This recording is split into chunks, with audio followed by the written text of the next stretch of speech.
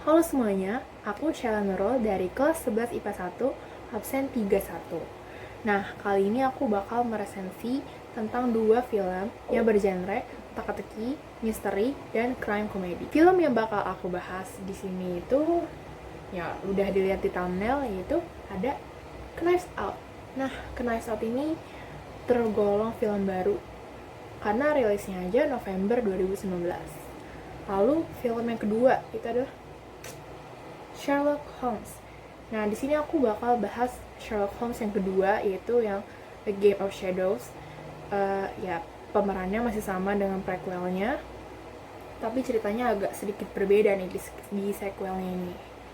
Nah, kedua film ini selain memiliki genre yang sama, tapi juga dibintangi oleh berbagai aktor, dan aktris ternama di Hollywood.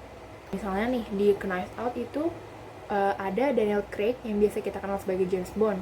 Yang kedua, ada Chris Evans yang biasa kita kenal sebagai Captain America. Yang ketiga, itu ada Catherine Langford yang kita tahu itu dari 13 Reasons Why. Yang keempat, itu ada Jaden Martell, merupakan salah satu aktor dari serial film It. Di film Sherlock Holmes itu ya tertera di posternya, yaitu pemerannya Robert Downey Jr. yang biasa kita kenal sebagai Iron Man. Yang kedua itu ada Jude Law yang juga main di serial Marvel, yaitu di Captain Marvel. Nah, gak usah banyak basa-basi, kita langsung aja ke resensi filmnya. Nah, yang pertama itu ada Knives Out. Nah, Knives Out ini disutradarai oleh Rian Johnson dan diproduseri oleh Rian Johnson itu sendiri dan Ram Bergman. Lalu production house-nya itu Lionsgate. Tanggal rilisnya itu November 2019 dan durasinya 130 menit. Nah, film ini dibintangi ya seperti yang udah disebutkan di awal, yaitu Daniel Craig sebagai Benedict Blanc, Chris Evans sebagai Hugh Drysdale, lalu ada Ana de Armas sebagai Martha Cabrera, lalu ada Jamie Lee Curtis sebagai Linda Trombley, lalu ada Michael Shannon sebagai Walter Trombley, lalu ada Don Johnson sebagai Richard Drysdale, lalu ada Toni Collette sebagai Johnny Trombley, lalu ada Keith Stanfield sebagai detektif Leighton Elliot, lalu ada Catherine Langford sebagai Meg Trombley, lalu ada Jaden Martell sebagai Jacob Trombley, dan Christopher Plummer sebagai Harlan Trombley. Lalu ada Eddie Peterson sebagai Fran alias pembantu Harlan. Knives Out itu menceritakan suatu konflik keluarga dalam keluarga, yaitu keluarga Trombley, yang mana pemeran utamanya itu Harlan Trombley, yaitu seorang penulis terkenal yang seketika meninggal dengan cara yang tidak mengenakan, yaitu dengan sebuah pisau dan lehernya yang berdarah-darah. Polisi menganggap kalau ini sebagai bunuh diri, namun muncullah Daniel Craig sebagai detektif Benedict Blanc menyatakan bahwa kasus kematian Harlan Trombley ini bukan sebagai kasus bunuh diri, melainkan ada seseorang dalam kematiannya. Lalu film ini tuh menggunakan 3 sudut pandang, yaitu yang pertama itu ada detektif Leighton Elliot dari sudut pandangnya polisi dan sudut pandang keluarga nih satu. Yang kedua itu dari Benedict Blanc sendiri, dari detektifnya. Yang ketiga itu dari Martha Cabrera. Martha Cabrera itu sebagai perawat Harlan, yang mana ketika kematiannya Harlan, semua warisannya itu jatuh ke tangan Martha Cabrera, yang mana ia hanya sebagai perawat medis Harlan, bukan keluarganya yang dapat warisannya. Kan semua orang bingung kenapa kok Martha yang orang lain, yang notabene dia orang lain, tapi malah dia dapat semuanya. Nah, disinilah teka-teki dimulai, masuk ke plot nih. Dari awal ketika hari perayaan ulang tahun tuh nggak ada yang janggal, semuanya ya lurus-lurus saja. Tapi dari sisi lain keluarga itu banyak yang menutup-nutupin. Contohnya kayak Richard Drysdale itu selingkuh dari Linda, dari istrinya. Lalu ada Johnny Trombley, yaitu dia menggandakan uang sekolahnya Meg. Jadi Johnny Trombley ini itu menantunya Harlan. Dia selalu dikirimin uang untuk sekolahnya Meg, tapi dia malah menggandakan uang sekolah tersebut untuk kepentingan pribadinya, jadi kayak korupsi tapi sama orang tua sendiri. Terus yang ketiga itu ada Walt Romley yang diancam PHK sama ayahnya sendiri karena dia nggak bijak dalam mengurusi percetakan ayahnya. Tapi keluarga-keluarga tersebut tuh nggak mengakui kebohongan tersebut. Si detektif Bennett Blanc ini tahu kalau mereka itu berbohong. Akhirnya dia bekerja sama dengan Martha Cabrera, perawat Harlan, yang mana kenapa dia bekerja sama dengan Martha, karena Martha ini memiliki suatu kelainan dalam fisiknya. Ketika dia mendengar suatu kebohongan atau dia berbohong, itu bakal muntah. Jadi Bennett Blanc percaya bahwa Martha nggak bakalan bohong. Dalam sudut pandang si Martha, sebenarnya Martha lah yang membunuh Harlan Romley, karena ketika ia memberi obat kepada Harlan itu ia melebihi dosis. Kenapa Harlan ditemukan dengan pisau dan berdarah-darah? Karena itu atas kemauan Harlan sendiri. Harlan nggak mau Martha dianggap sebagai pelaku pembunuhan. Akhirnya ia mengakhiri hidupnya sendiri sebelum ia mati karena overdosis. Setelah melakukan penyelidikan banyak, Martha menutup-nutupi. Pokoknya banyak deh caranya Martha buat nutupin kebohongan dia itu. Akhirnya ketika hari pembacaan wasiat, ia dinyatakan sebagai ahli waris utama dari semuanya, bukan kepada keluarganya. Keluarganya pun bingung kenapa di warisannya isinya Martha semua, padahal Harlan itu niatnya baik. Kenapa dia memberikan kepada Martha? Karena ya keluarganya itu tadi, mereka tidak jujur.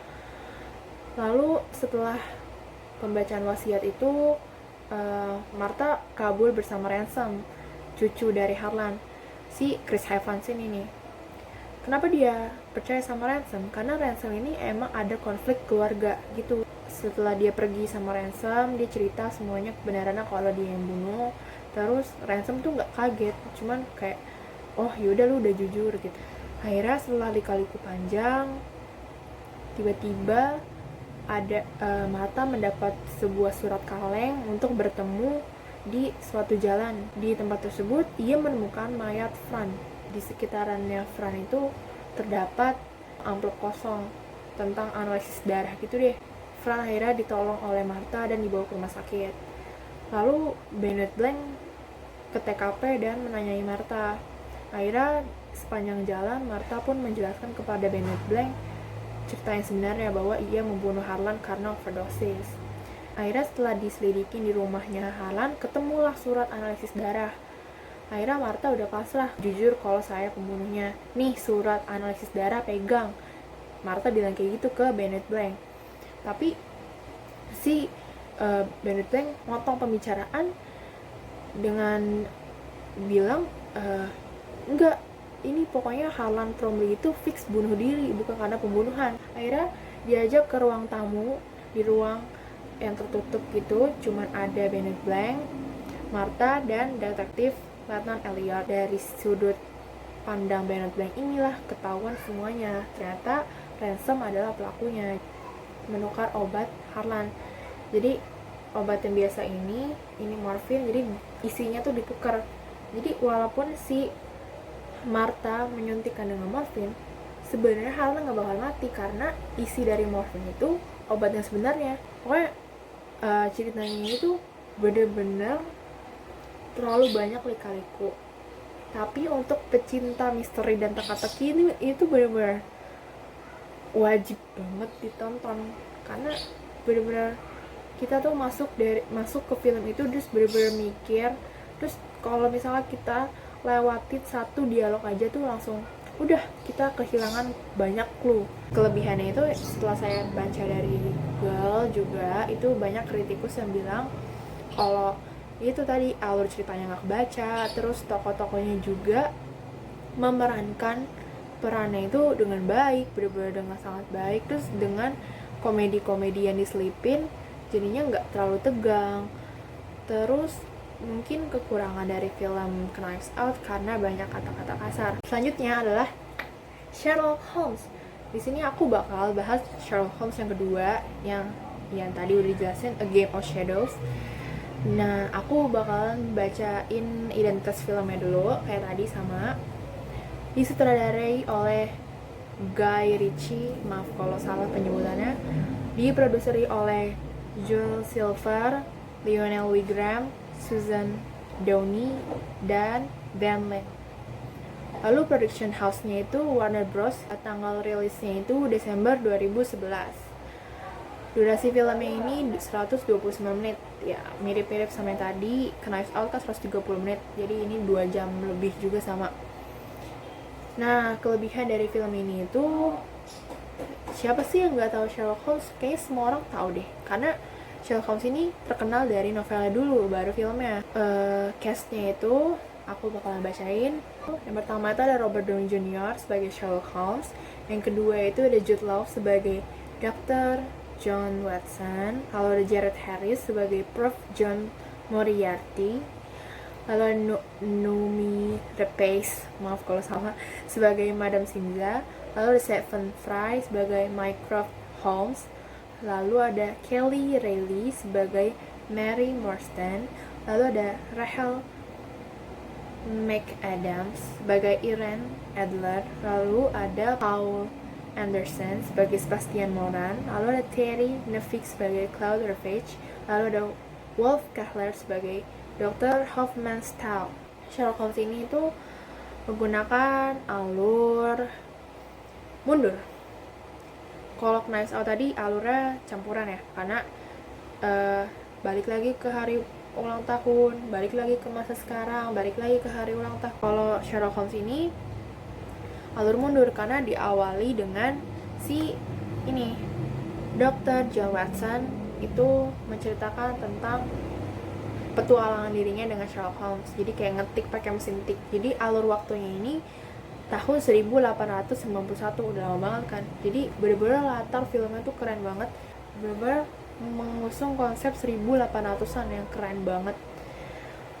Terus plotnya ini awalnya itu, jadi secara garis besar itu adalah namanya tokoh, namanya Prof. John Moriarty. Nah, dia ini tokoh jahatin, jadi dia kayak mengadu domba gitu. Nah, dari akibat dari perang tersebut, kan banyak tuh tokoh-tokoh penting yang mati. Akhirnya, bisnis-bisnis tokoh tersebut itu dihak milik sama dia. Nah, di awal diceritakan sama si yang Watson tadi, itu orang-orang percaya kalau konflik yang terjadi di Eropa itu karena antara kaum anarkis dan kaum nasionalis. Tapi si Sherlock Holmes ini bersikeras kalau si Prof. John Moriarty lah yang pelakunya, tapi dia belum punya bukti yang kuat untuk menjatuhkan kedudukannya si Prof. Moriarty ini. Akhirnya setelah lika-liku panjang, setelah berkali-kali terlibat perkelahian dengan Moriarty, menyelidiki lebih lanjut lagi siapa sih anak buahnya, akhirnya si ketemulah namanya itu Sebastian Moran, yaitu penembak jitu yang disewa oleh Moriarty untuk membunuh tokoh-tokoh penting. Nah, si Sebastian Moran ini udah membunuh banyak orang. Si Moriarty ini merencanakan semua rencana jahatnya itu dalam sebuah buku kecil warna merah. Nah, itu dicuri sama Sherlock Holmes secara tidak sengaja. Akhirnya semuanya terbongkar. Terus si Sherlock Holmes ini mengirimkan buku tersebut ke London, ke Mary, istrinya Watson, temannya, untuk dilaporkan ke polisi Britania Raya, dan terdapat kode-kode bank gitu, yang mana akhirnya sama Mary ini kekayaan si Moriarty ini diperas habis untuk masuk ke badan amal anti perang. Akhirnya Moriarty kesel sama Sherlock Holmes, akhirnya mereka terlibat perselisihan fisik ya, berantem gitu. Akhirnya Sherlock Holmes menarik Moriarty untuk lompat dari balkon dan jatuh ke air terjun. Akhirnya keduanya dinyatakan tewas karena peristiwa tersebut, dan Watson sangat menyesali. Ketika Watson selesai mengetik ceritanya tentang petualangan dengan Holmes gitu kan, datanglah sebuah paket berisi alat oksigen, yang mana alat oksigen tersebut pernah dipakai oleh Holmes. Jadi Watson tuh tahu, wah, Holmes ini masih hidup karena benda ini pasti dikirim oleh Holmes sendiri. Lalu Holmes ternyata udah ada di situ dari tadi, cuman dia berkamuflase pakai kaos yang bener-bener mirip sama sofanya si Watson ini. Ketika dia baca tadi yang dia lompat dari air terjun itu, diakhiri dengan the end. Holmes ini cengengesan ketawa, wah, the end gitu kan. Akhirnya ditambahilah dengan tanda tanya. Nah, lalu filmnya habis. Dari cerita Sherlock Holmes ini, kan awalnya kan si Watson ngetik, terus habis itu dia flashback ke petualangan dia, lalu ngetik lagi kan, makanya disebut alur mundur. Nah, antara Knives Out dan Sherlock Holmes sebenarnya nggak sesimpel itu ceritanya, bener-bener pusing, bener-bener mikir banget, dan banyak clue-clue yang kayak oh iya yang kayak gitu. Pokoknya kita harus fokus banget untuk nonton film ini, jangan sampai terkecoh dan ke distract sama hal-hal yang lain. Kelebihan dan kekurangan dari Sherlock Holmes ini, kelebihannya itu yang pertama, alurnya nggak kebaca, bener-bener kita mikir banget, terus banyak adegan actionnya. Jadi si Robert Downey Jr. ini banyak perselisihan fisik, lalu ada lawakan biasa ya yang ia selipkan di berbagai dialognya, terus banyak action yang tembak-tembakan, terus banyak juga kayak kata-kata denotasi yang mereka gunakan. Terus mungkin kekurangannya itu dari berbagai kritikus banyak yang bilang kalau sequel Sherlock Holmes ini lebih berantakan alurnya dibanding prequelnya. Jadi di prequelnya ini mengangkat benar-benar fokus kepada detektif dan penyelidikan si Sherlock Holmes. Tapi yang di film keduanya ini malah menceritakan action, lompat dari kereta, tembak-tembakan, terus berantem, yang kayak gitu-gitu. Jadi cerita detektifnya tuh kayak kurang gitu. Jadi kurang terasa. Kayak kok Sherlock Holmes malah kelihatannya kayak pemain action, bukan sebagai detektif gitu. Karena terlalu banyak fisiknya daripada pikirannya. Beda sama Knives Out tadi. Kadang kalau Knives Out tadi kan bener-bener kita mikir kan, si Bennett Blanc itu bener-bener mikir motor otaknya siapa pelakunya. Sedangkan kalau Sherlock Holmes ini dia lebih ke fisik, karena dia terjun langsung ke lapangan. Udah deh, selesai resensi kita hari ini. Sekian dari saya, kurang lebihnya mohon maaf. Assalamualaikum warahmatullahi wabarakatuh. Dadah.